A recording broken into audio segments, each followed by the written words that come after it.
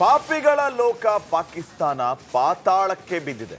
ಅಲ್ಪ ಸ್ವಲ್ಪ ಭಿಕ್ಷಾಟನೆಯಿಂದ ಸಂಪಾದಿಸಿದ್ದೂ ಕೂಡ ಈಗ ಖಾಲಿಯಾಗಿದೆ. ಪರಮ ಪಾಪಿಗೆ ಈಗ ಚಿಂತೆಯ ಮೇಲೆ ಚಿಂತೆ ಕಾಡ್ತಾ ಇದೆ. ತನ್ನ ಮಿತ್ರ ರಾಷ್ಟ್ರಗಳ ಮುಂದೆ ಮತ್ತೆ ಕೈ ಚಾಚಿದೆ ಈ ಪಾಕಿಸ್ತಾನ್.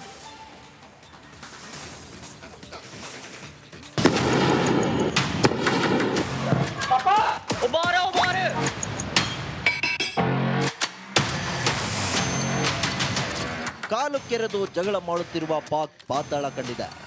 ಭಾರತದ ಆಪರೇಷನ್ ಸಿಂಧೂರದ ಹೊಡೆತ ತಿಂದು ಭಿಕ್ಷಾಟನೆಗೆ ಇಳಿದಿದೆ. ಅಷ್ಟೇ ಅಲ್ಲ, ಸಾಲದ ಮೊರೆ ಹೋಗಿದೆ. ಯಾರಾದರೂ ಭಿಕ್ಷೆ ಹಾಕಿ ಅಂತ ಮತ್ತೆ ಜಗತ್ತಿನೆದುರು ತಟ್ಟೆ ಹಿಡಿದಿದೆ.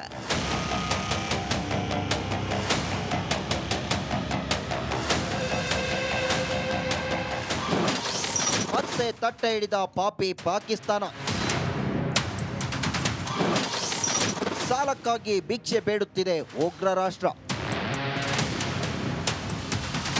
ಪಾಕಿಸ್ತಾನ ಸರ್ಕಾರದ ಆರ್ಥಿಕ ವ್ಯವಹಾರಗಳ ವಿಭಾಗವು ಎಕ್ಸ್ ಖಾತೆಯಲ್ಲಿ ಹೀಗಂತ ಬರೆದುಕೊಂಡಿದೆ.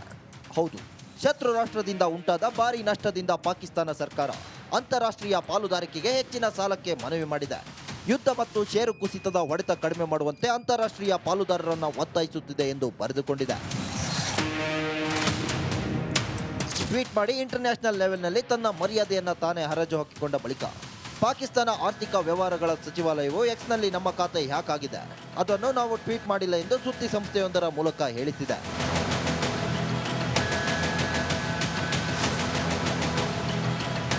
ಇದಿಷ್ಟೇ ಅಲ್ಲ, ಪಾಕಿಸ್ತಾನಿಯರಿಗೆ ತಾವು ದುಡಿದ ಹಣವನ್ನೇ ಬ್ಯಾಂಕ್ನಿಂದ ಹಿಂಪಡೆಯಲು ನಿರ್ಬಂಧ ವಿಧಿಸಿದೆ. ಬರೀ 3,000 ಪಾಕಿಸ್ತಾನಿ ರೂಪಾಯಿ ಅಂದರೆ ಭಾರತದ 898 ರೂಪಾಯಿಯಷ್ಟು ಮಾತ್ರ ವಿತ್ಡ್ರಾ ಮಾಡಲು ಅವಕಾಶ ನೀಡಿದೆ. ಇದರಿಂದ ಪಾಕಿಗಳು ಕಂಗಾಲಾಗಿದ್ದಾರೆ.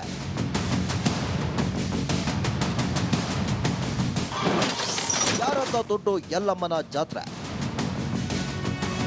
ಪಾಕಿಸ್ತಾನ ಸದ್ಯ ಆರ್ಥಿಕ ದಿವಾಳಿ ಅಂಚಿನಲ್ಲಿರುವ ದೇಶ. ಈಗಾಗಲೇ ಸಾಲದ ಸುಳಿಯಲ್ಲಿ ಸಿಲುಕಿ ವಿಲವಿಲ ಒದ್ದಾಡುತ್ತಿದೆ. 2022-23ರಲ್ಲಿ ಪಾಕ್ ಜಿಡಿಪಿ ಶೇಕಡ 2ಕ್ಕೆ ಕುಸಿದಿತ್ತು. ಅಂದು ಅಂತಾರಾಷ್ಟ್ರೀಯ ಹಣಕಾಸು ನಿಧಿ ಮತ್ತು ವಿಶ್ವ ಬ್ಯಾಂಕ್ 25,000 ಕೋಟಿ ರೂಪಾಯಿ ಸಾಲ ನೀಡಿ ಪಾಕಿಸ್ತಾನವನ್ನು ಬಚಾವ್ ಮಾಡಿತ್ತು. 2024ರಲ್ಲಿ ಮತ್ತೆ 59,759 ಕೋಟಿ ರೂಪಾಯಿ ಸಾಲ ಪಡೆದುಕೊಂಡಿತ್ತು. ಪಾಕಿಸ್ತಾನ ಯಾರದೋ ದುಡ್ಡು ಎಲ್ಲಮ್ಮನ ಜಾತ್ರೆ ಎಂಬಂತೆ ಹಣ ಉಡಾಯಿಸಿತು. ಉಳಿದ ಸ್ವಲ್ಪ ಮೊತ್ತದಲ್ಲಿ ಆರ್ಥಿಕತೆಯಲ್ಲಿ ತುಸು ಚೇತರಿಕೆ ಕಂಡಿತ್ತು. ಆದರೂ ಸಾಲ ಮರುಪಾವತಿ ಮಾಡುವಷ್ಟು ತಾಕತ್ತಿಲ್ಲ. ಹೀಗಿದ್ರೂ ಸಾಲ ಮಾಡಿ ಭಾರತದ ಜೊತೆ ಯುದ್ಧ ಮಾಡ್ತಿದೆ ಪಾಕಿಸ್ತಾನ.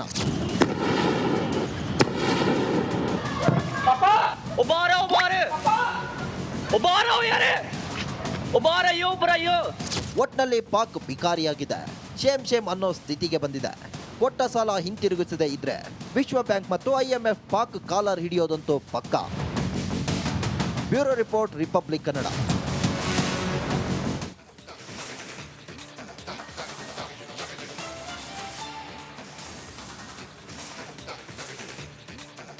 ಅತಿಥಿಗಳಿದ್ದಾರೆ. ಶಟಲ್ PV ಹರಿ ಅವರು ನಿರಂತರವಾಗಿ ನಮ್ಮ ಜೊತೆಗೆ ಇಲ್ಲಿ ಏನೇನು ಆಗ್ತಿದೆ, ಎತ್ತ ಮುಂದೆ ಏನಾಗಬಹುದು ಅನ್ನೋದರ ಸಂಪೂರ್ಣ ಇಲ್ಲಿಂದ ಕೂಡ ಅದೇ ಉತ್ಸಾಹದಲ್ಲಿದ್ದಾರೆ. ಸೈನಿಕರ ಉತ್ಸಾಹದಲ್ಲೇ ಇದ್ದಾರೆ. ವಾಪಸ್ ಹೋಗಿ ನಾನು ವಾರ್ ಮಾಡ್ತೀನಿ ಅನ್ನೋ ಉತ್ಸಾಹದಲ್ಲಿದ್ದಾರೆ. ಮೊನ್ನೆಯಿಂದ ಮಾತಾಡ್ಸಿ ಅವ್ರು ಮೊನ್ನೆ ಹೇಳ್ತಾ ಇದ್ರು ಸರ್. ನಿನ್ನೆ ನಾವು ಸಂದರ್ಶನದಲ್ಲಿ ಮಾತಾಡುವಾಗ ರೋಷಾವೇಶದಲ್ಲಿ ಮಾತಾಡ್ತಾ ಇದ್ರು. ನಾನು ಅವಾಗ ಅಂದೆ ಅವ್ರು, once a soldier always a soldier. Correct. ಅವ್ರ ರಕ್ತ ಕುಡಿದು ಬರ್ತೀನಿ, ನನ್ನ ಪರ್ಮಿಷನ್ ಕೊಟ್ರೆ ಅಂತ ಹೇಳ್ತಾ ಇದ್ರು ಹರಿ ಸರ್.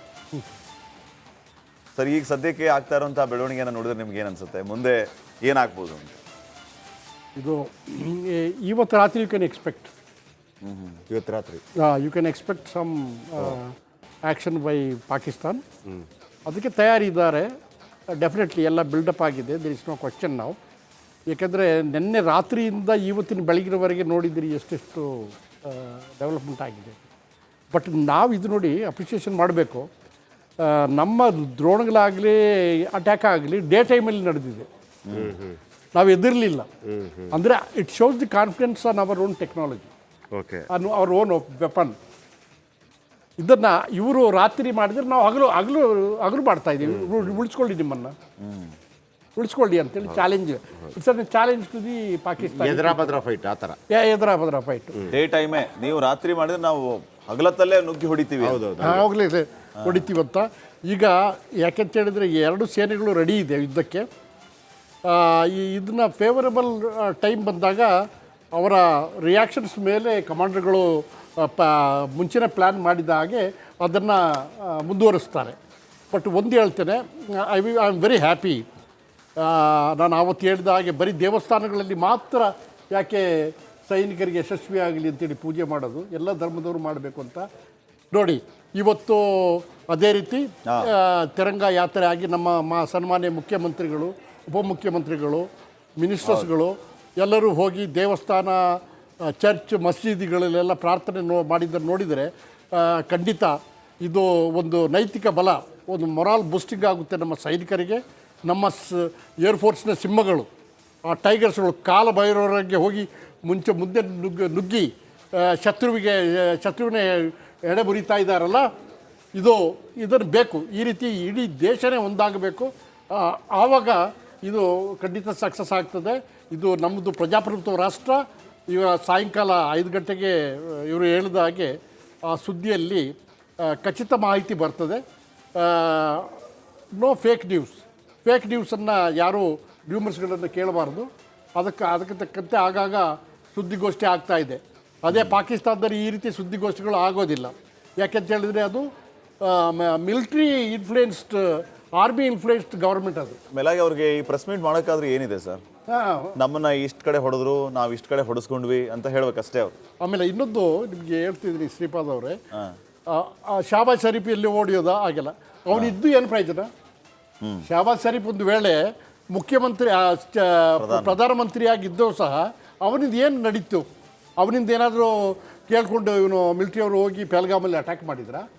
ಇದೆಲ್ಲ ಇವರು ಈ ಫೆನೆಟಿಕ್ ಆರ್ಮಿ ಇದೆಯಲ್ಲ ಪಾಕಿಸ್ತಾನದ್ದು, ಈ ಹಸೀಬ್ ಮುನೀರ್ ಅವರು ISI ಚೀಫ್, ಅವ್ರು ಡೈರೆಕ್ಟ್ರಾಗಿ ಅವನ ಯಾವುದೋ ಸೆಕ್ಯೂರಿಟಿ ಅಡ್ವೈಸರ್ ಕೂಡ ಅವರೇ, ಈಗಿನ ಡೈರೆಕ್ಟರ್ ISI ಗುಪ್ತಚರ ಇಲಾಖೆಯವರು. ಸೊ ಇವರೆಲ್ಲ ಸೇರ್ಕೊಂಡು ಮಾಡ್ತಾ ಇರೋದ್ರಿಂದ ಶಾಬಾಜ್ ಶರೀಫ್ ಓಡಲಿ, ಮನೆಯಲ್ಲಿ ಬಿಡಲಿ, ಮಲಗಲಿ, ಸಂತೆಗೆ ಹೋಗಲಿ, ಬಜಾರಿಗೆ ಹೋಗಲಿ, ಅದರಿಂದ it doesn't carry any meaning. Shehbaz Sharif ಕೇಳಿ ಅವ್ರು ಏನು ಮಾಡ್ತಾ ಇಲ್ಲ. ಸೊ ಅವ್ನು ಹೇಳ್ತಾ ಇದ್ದಲ್ಲ, ರಣಹೇಡಿಗಳು ಕಾಯರೆ ಅವರ ಇದು ನಮ್ಮ ಪಾಕಿಸ್ತಾನ MP ಕಾಯರ್ ಅಂತ ಹೇಳ್ತಾ ಇದ್ದ. ಹೌದು, ಬರೀ ಪ್ರಧಾನಮಂತ್ರಿ. ಇದೆಲ್ಲದರ ಬಗ್ಗೆ ಮಾಹಿತಿ ಬಹುಶಃ 5:30ಕ್ಕೆ ಸಿಗುವಂಥ ಸಾಧ್ಯತೆ ಇದೆ. ಆಯಾಯ ಕಾಲಘಟ್ಟಕ್ಕೆ, ಅಂದರೆ ಆಯಾಯ ಸಂದರ್ಭಕ್ಕೆ ಅನುಸಾರವಾಗಿ ಆ ಮಾಹಿತಿಗಳನ್ನು ಕೇಂದ್ರ ಸರ್ಕಾರ ನಮಗೆ ಕೊಡ್ತಾ ಹೋಗುತ್ತೆ. ಅಂದರೆ ಒಂದು ಪ್ರಜಾತಂತ್ರ ವ್ಯವಸ್ಥೆಯಲ್ಲಿ ಜನರಿಗೆ ಅದನ್ನು ತಿಳಿಸುವುದು ಅನಿವಾರ್ಯತೆ. ನೀವು ಕೆಲವೆಲ್ಲ ಮಿಲಿಟರಿ ಸರ್ಕಾರ ಎಲ್ಲ ಇರುತ್ತಲ್ಲ, ಸರ್ವಾಧಿಕಾರ, ಅವ್ರು ಹೇಳಬೇಕು ಅಂತೇನಿಲ್ಲ.